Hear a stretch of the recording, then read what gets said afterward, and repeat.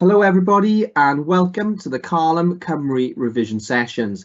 The session this evening will focus on practical terminology and skills at GCSE and will be presented by Jane Owen from Penglais School in Aberystwyth. The session will last around 45 minutes where Jane will run through the relevant content. If you have any questions during the session, then please use the question and answer section within the live event and we will do our best to answer.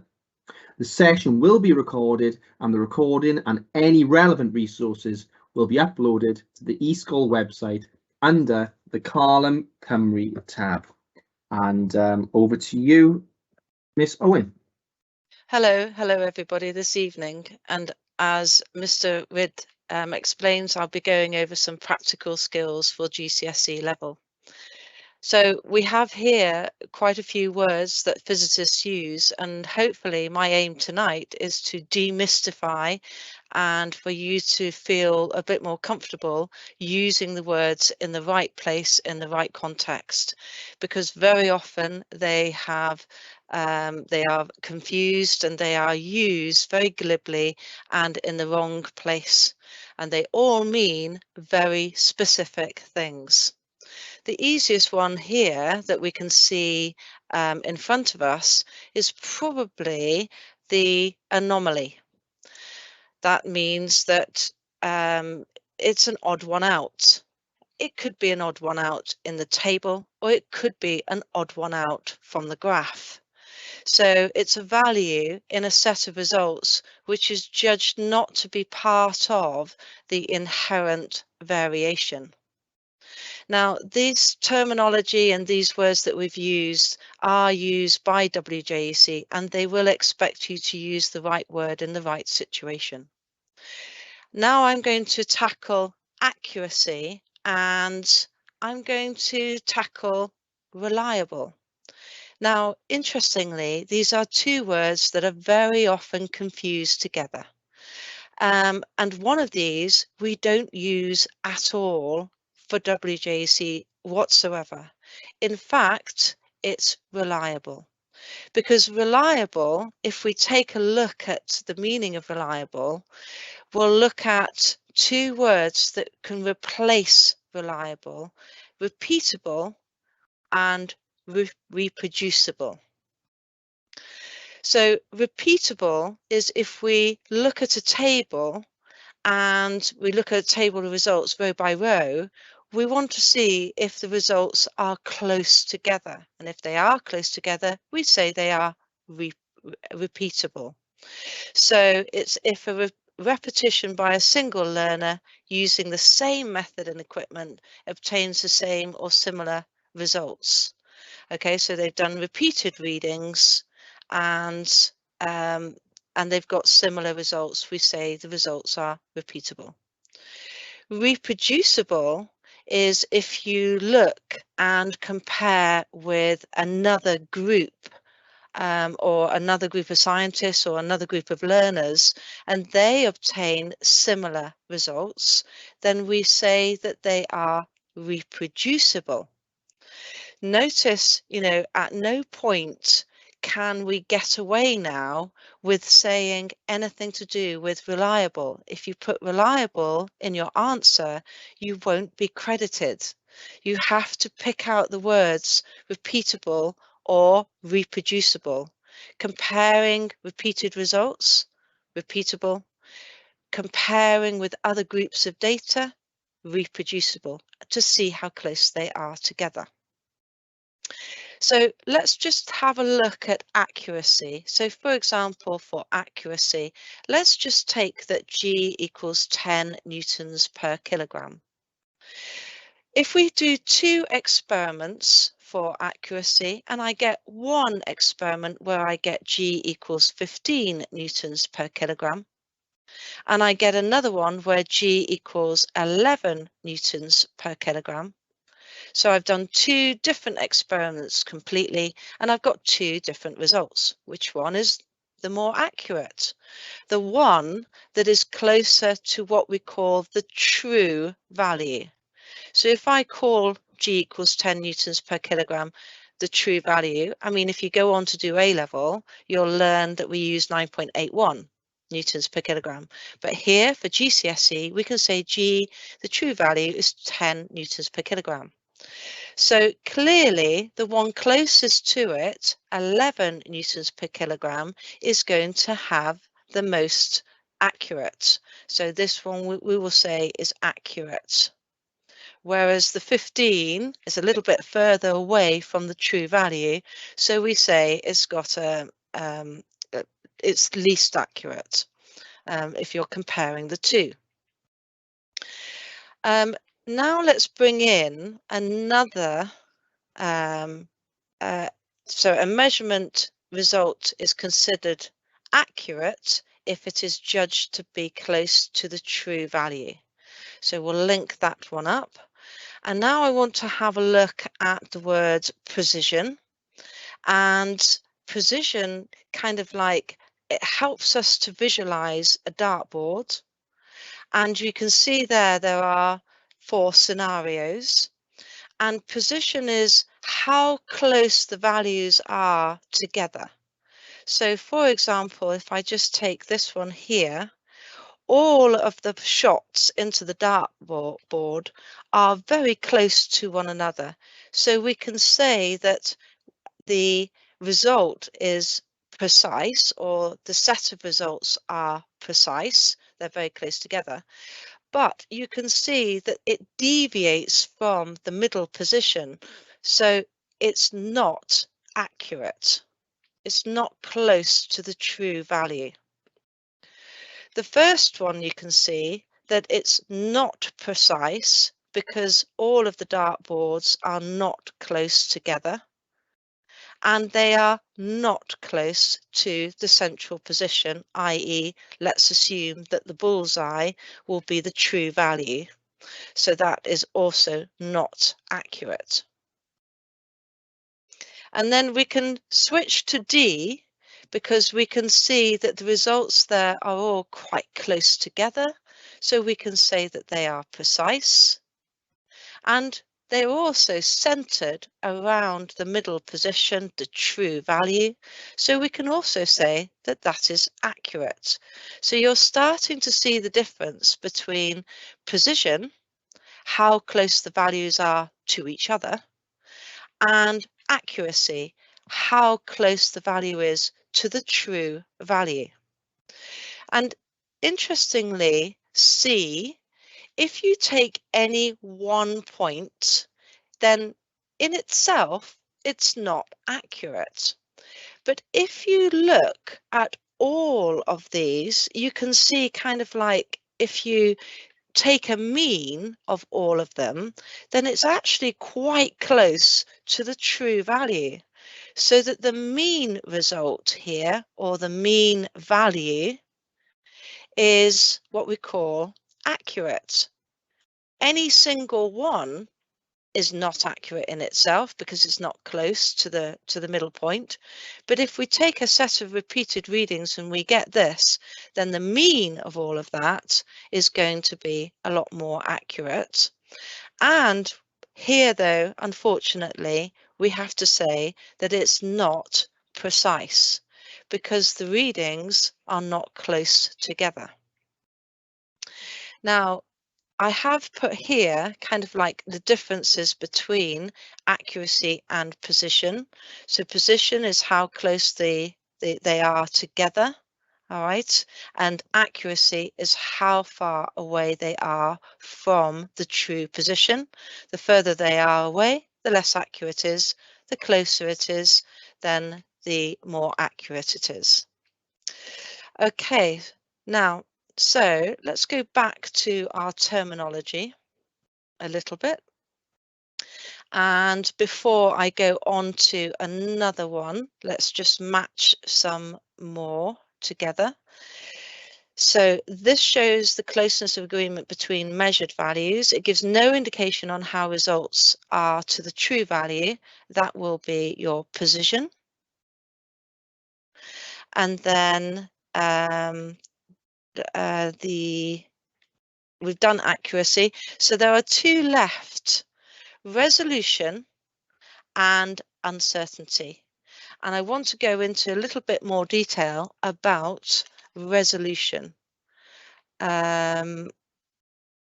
before. Yes, I want to go on to resolution. So I do want to come back to position in a little bit, but let's have a look at some measuring equipment that we use to measure things. And we look at the resolution of the apparatus by looking at what is the smallest possible reading that I can possibly get. So for example, I've got a ruler here. We don't often do the inches side, we always do the centimetre side, and we can read this centimetre scale to the nearest plus or minus 0.1 of a centimetre. So that means that it has a resolution. We say that it has a resolution of 0.1 centimetre, i.e. plus or minus 1 millimetre. How do we know this? Because this is the smallest division. And we take the resolution of the equipment to be the smallest division on our measuring device. So for example, with the stopwatch here, I can read that to the nearest plus or minus 0.01 of a second, because this is reading 1 hour, 23 minutes and 44 seconds. So this bit actually really 23 seconds and 44 milliseconds. So that means that our smallest reading is this 4 place. So it's plus or minus 0.01 second. So that we say that the resolution of the equipment is plus or minus 0.01. Now we can see here, now if we can only read then every second on this timer stopwatch, then it would be plus or minus 1 second. But if you can read the divisions, and there are 10 divisions between each of those, then it will be plus or minus 0.1 second. If there were only 5 divisions, then it would be plus or minus 0.2 seconds.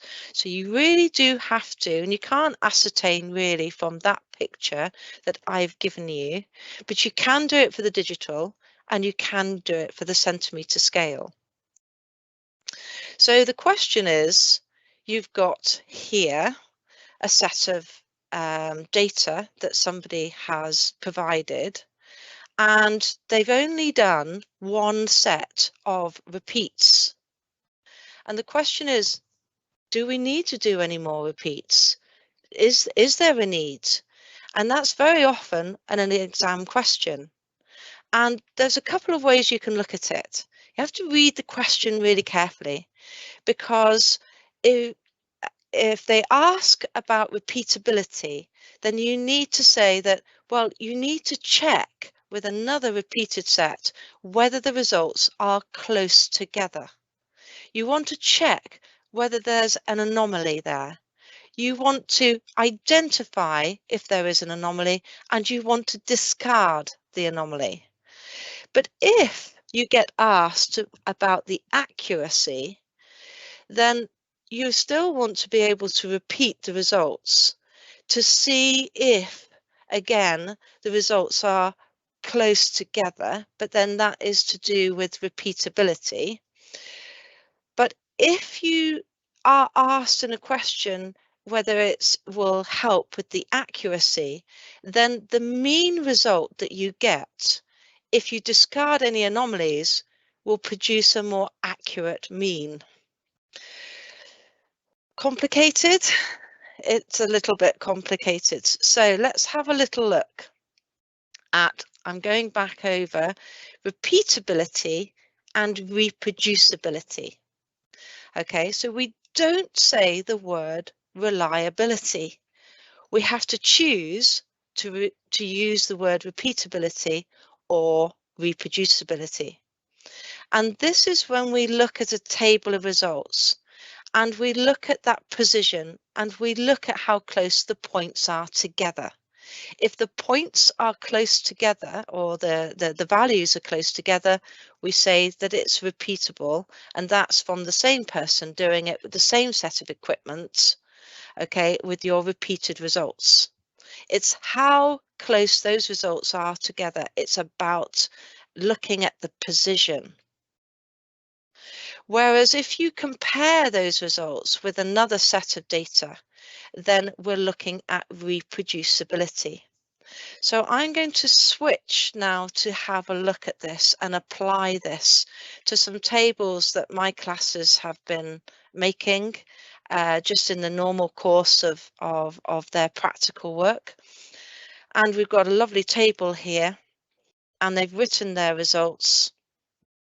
And I'm looking at them, and let's just have a look at each one of them and see how close the results are together before we kind of like pick it a little bit. So we've got 0.86, 0.9. This is the time for dropping cake cases, very common practical to do. They've done 5 different repeated results: 0.86, 0.9, 0.99, 0.85, 0.83. Now, what this candidate has clearly done is that they've added up the 1, 2, 3, 4, 5 repeats, and they've got a mean result. Now, they haven't looked to identify whether there are any anomalous results. And I think looking at those 5 sets of results, I think we can probably discard the 0.99. But in discarding that, then we don't have 5 sets of results. We've now got 4. So the mean would be the 0.86 plus the 0.9 plus the 0.85 plus the 0.83, adding those up, and then don't forget to press equals and then divide by 4. Because what you're doing is you're identifying an anomaly. You're discarding it from working out what the mean result is, so that actually the mean result will be more accurate in the end. So if you are asked a question on whether those results are repeatable or not, you'd have to disclose that there is an anomaly, and you'd have to say that the results are not repeatable. But you can't just do it just for one row. You need to do it for all of them. So if we'd have a look at the second row, 0.68, 0.68, 0.67, 0.68, 0.57.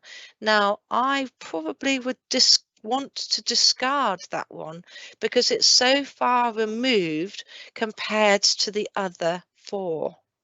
So again, you'd have to do the exercise again of calculating a new mean.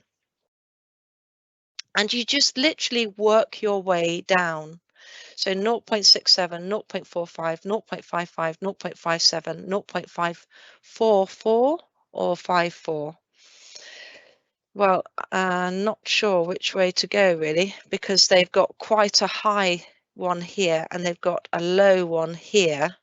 Might actually kind of like cancel one another out. But you know, you could, if this one is 0.54 and these were all very close, I'd probably discard these 2, and then I'd have to do a kind of like a mean of the 3 remaining. So you really can see that this set of data is not repeatable. Okay, so I'll pop that up there. So therefore, we say that the results have a low repeatability, low, because the results aren't close together. Now, if we kind of like compare those results to another set taken by another group, all right, and okay, we can't do like with like because they've done different kind of results, but 0.9 and 0.8, they aren't too far away from one another, and their mean is 0.83 and their mean is 0.89. Maybe it would look a little bit different if they'd identified their anomalies, and you can argue either way. As long as you don't sit on the fence on this one, you can either say they are reasonably close together. You could have a look at the mean speed, all right, to just get an idea. So it ranges from 1.5 to 3.2, and here it ranges from 1.5 to 3.5. In fact, in my eyes, these are quite close together. They don't have to be exactly the same. All right, they just have to be in the same order of magnitude, the same power of 10 difference. And if you do deem it close, then you can say then that the results are reproducible, i.e. that there is a high reproducibility between the groups.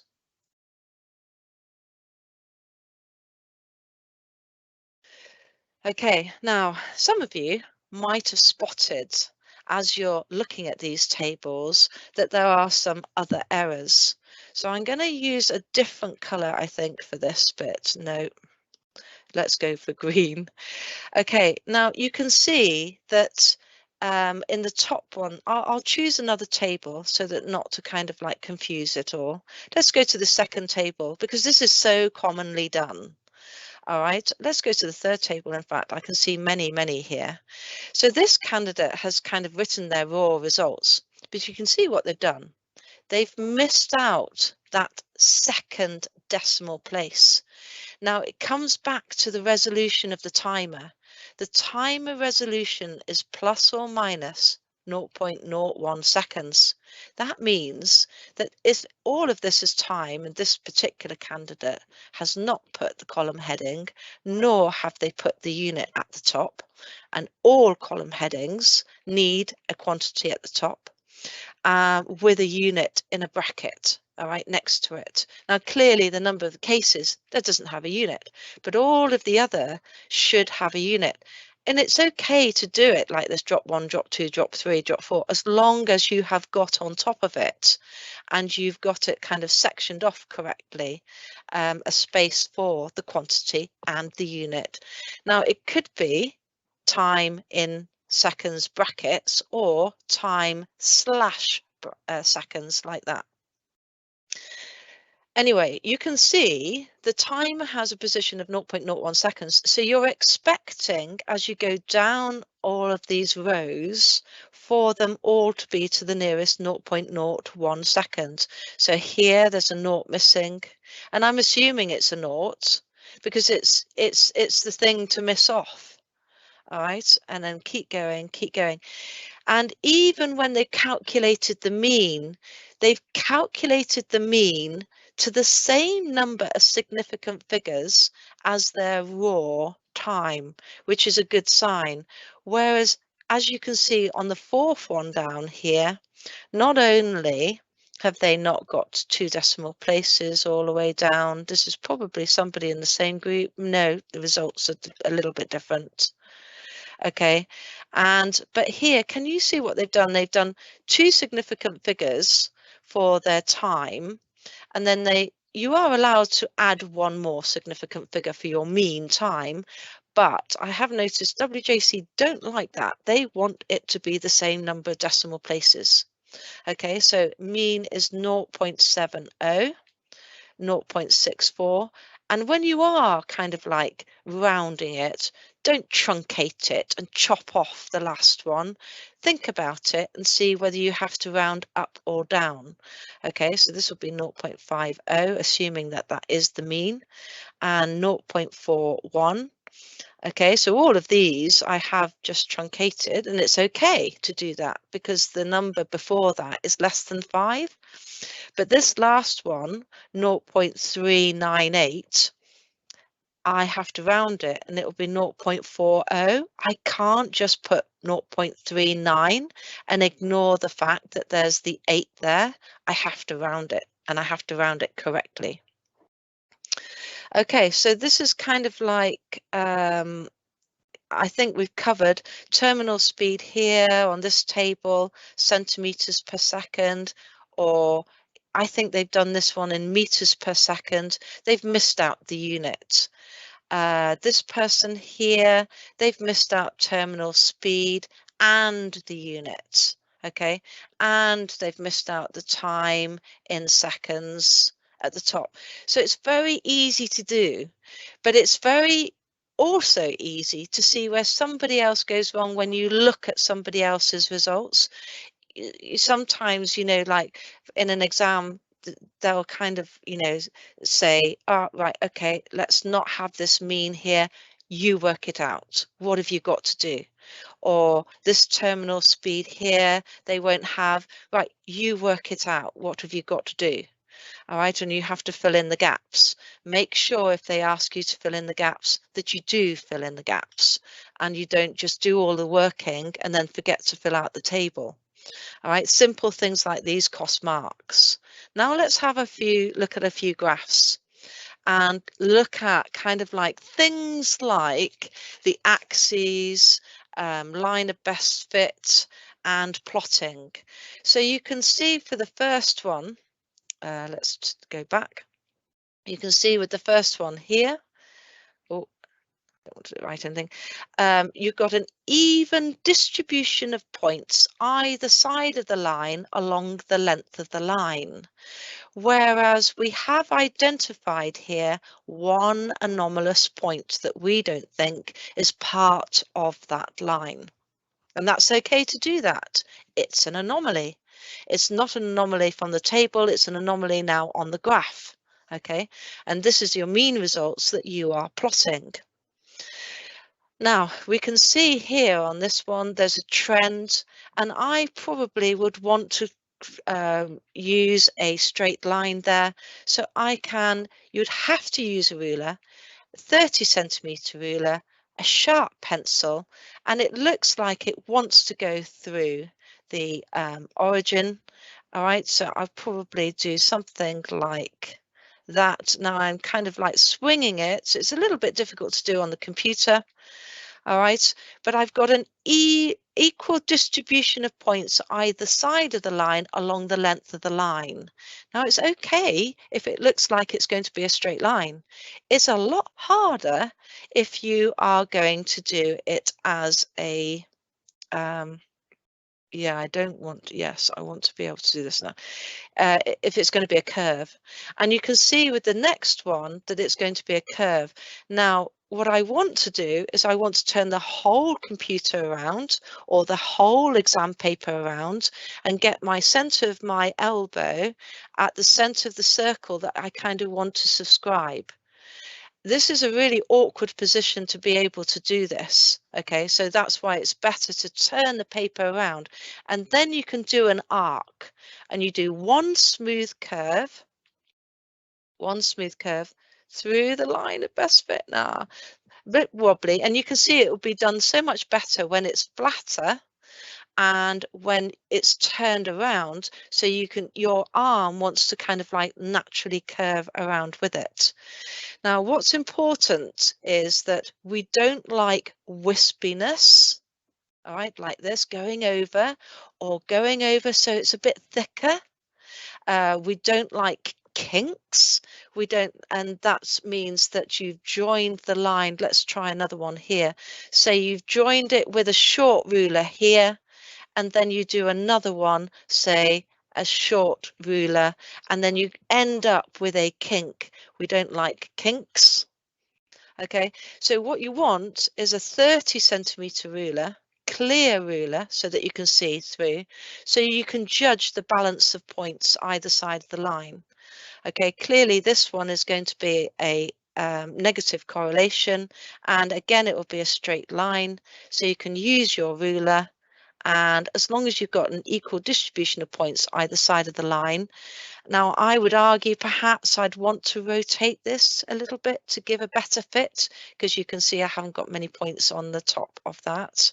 So I've got here some examples of my guys who have plotted their graphs, and you know, when you see other people's graphs, you then start to see, yeah, it doesn't look quite right. So there's nothing more powerful than showing a wrong graph to show how to do it correctly. So for example, here, can you see you've got 3 points above the line, you've got 3 points below the line. So you want to kind of like twist it to give a better fit. I know what this candidate's done. They forced the line through the origin here, 0, 0, and that's not always the best thing to do. It doesn't matter, it doesn't have to go through the origin. But this candidate has nicely got the scales, nicely got the units on the side, and they've used the whole graph grid with their choice of their axis scale, which is great. 15 minutes, Miss. Okay, 15 minutes. Sorry. Okay, great. Thank you very much. The second one here, they've forgotten the label on the side here, and they've done something which we don't like. And that is this, because every part of the graph grid can be used by a physicist. So for example, 2020, 200, 180. So this bottom bit here will be 160. You can still read it off as that. So we don't concertina, okay? i.e. you just put what the value would be at that point, given the scale that you have chosen, all right? And would I twist this? Well, I've got one down here and I've got one up here. I think I would. I'd twist it to give a better fit. Now this third one here, I think this could be a straight line. I will try it and see. I don't know. Okay, possibly. I think a straight line would be better. I know what they're trying to do. They're trying to kind of like you know, force it through the origin again and give a curved line, but I actually think that could be a straight line. Let's see a few more. There's a few more here. I think that could be a straight line again. This could be a straight line again here, and this one. I want to show though, you know, what's often the case. Perhaps this one here, actually. Let's focus in on this one a little bit. They've got their axes labels and everything, but can you see that they have got 1, 2, 3, 4, 5, 6, 7, 8, 9 large squares in the Y direction? Now they have used this bottom one and this top one are in 1, 2, 3, 4, 5 squares. So actually their choice of scales is fine because I can't double it.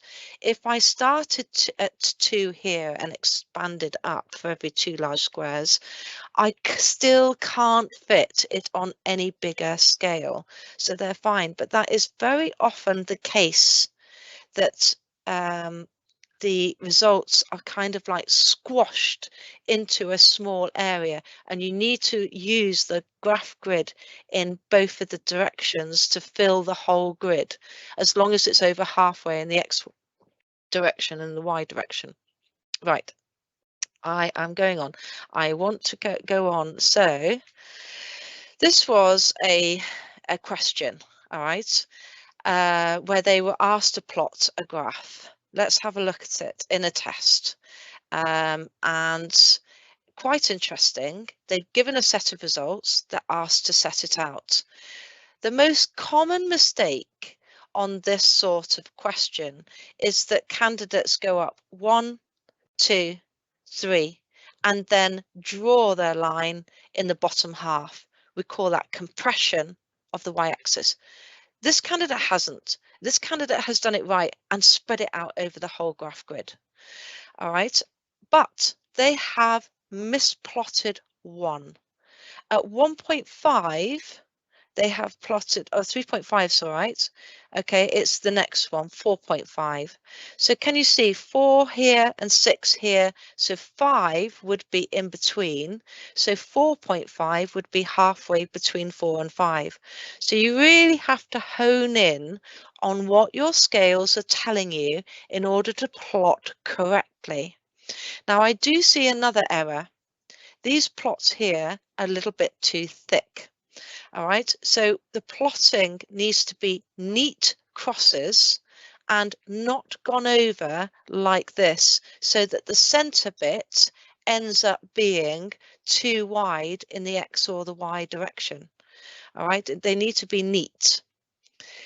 The line of best fit there is a little bit off. I want to kind of shift it a little bit better to give a better fit. Now, they have been asked here, should they repeat their results?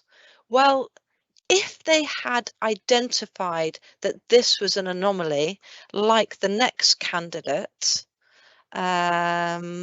here, right, so they've identified that there is an anomaly here because the line kinks out, then the line of best fit would be better if you just ignore that anomalous result. You don't have to pass the line through all of the points. It just has to be an equal distribution of points either side of the line. Okay, notice that this particular candidate has missed out the first plot 0, 0, all right, at the start, and that was missing. Sometimes candidates even miss out the 0 at the start. That's very common. This one has, the first one. They've missed out the 0 at the start, and that could be enough to lose the mark for the axes mark. Okay, let's have a look. So here, this candidate, let's see what the candidates have actually written to whether the results are repeatable and whether they need another repeat. So they're saying here they need to be done at least twice to be more accurate answers.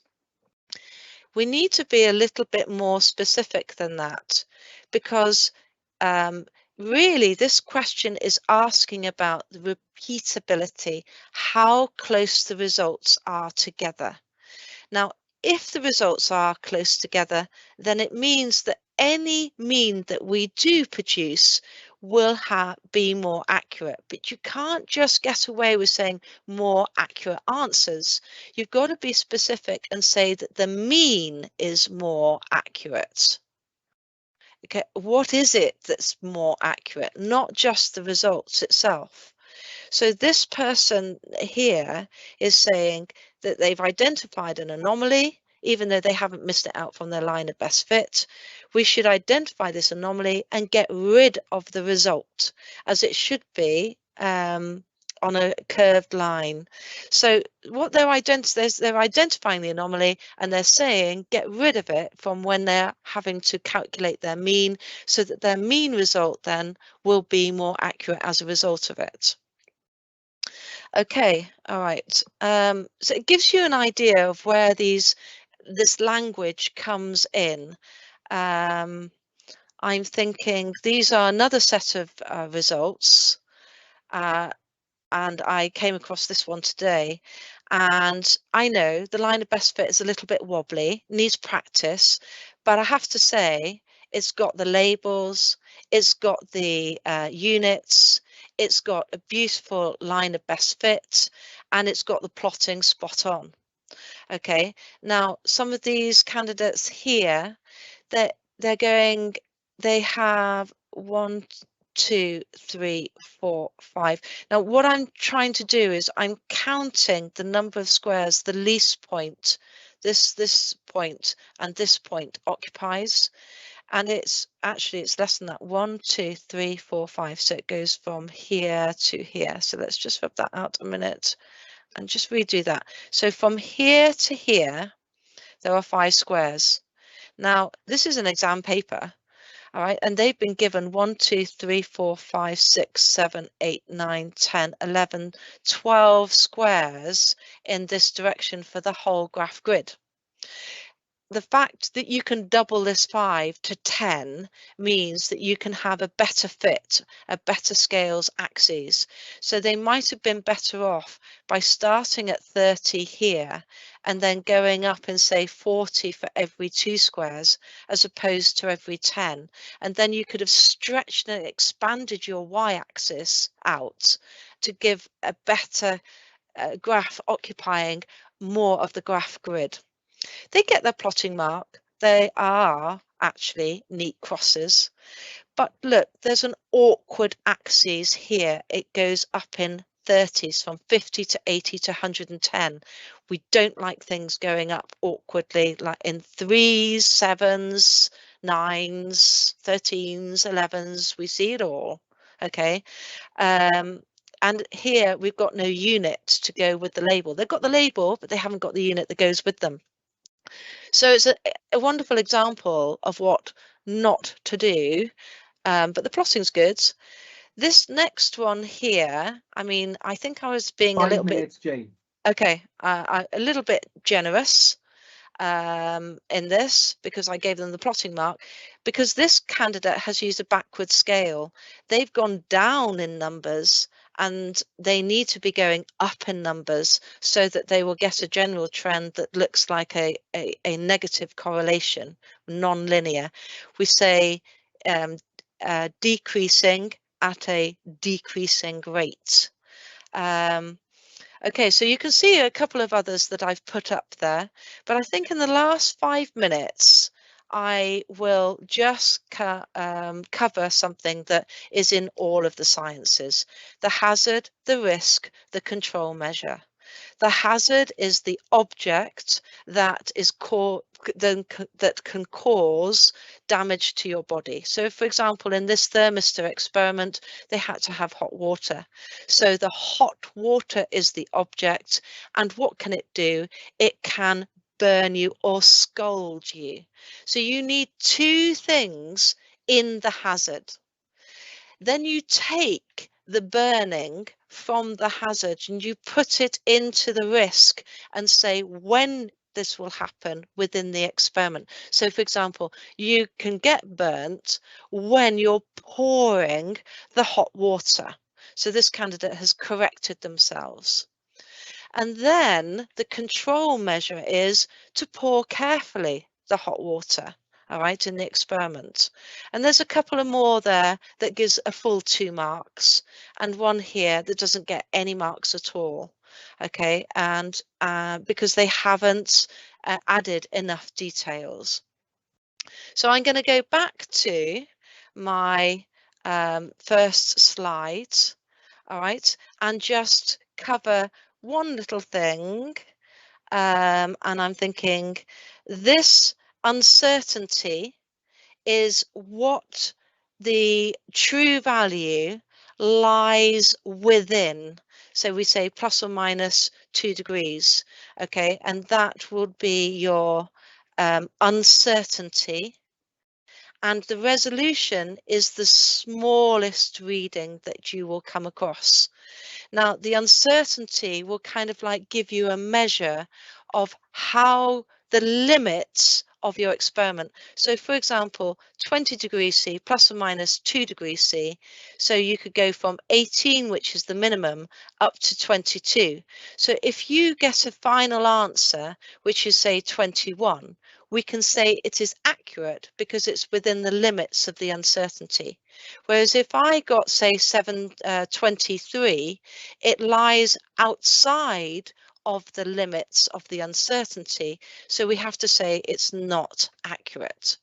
Now, I'm hoping by playing back certain features that you will get used to using anomaly, odd one out.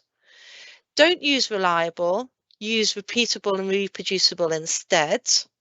Okay, you have looked at the difference between precision and accuracy. Precision, how close they are together. Accuracy, how close they are to the true result. And finally, we looked at resolution of our equipment and the uncertainty which links in with our accuracy to see what the limits of our experiment are.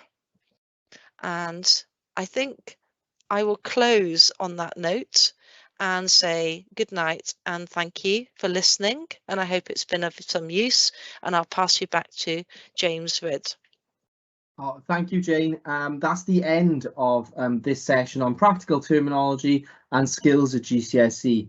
And this is the end of the sessions for this term. So obviously, these are going to be a really good grounding and very beneficial for your upcoming practical exam in January and in that window, and obviously looking further ahead towards the summer. So don't forget the Carlum Cymru revision sessions are all on the e-sgol website under that tab. All right. Thank you, everyone. Goodbye.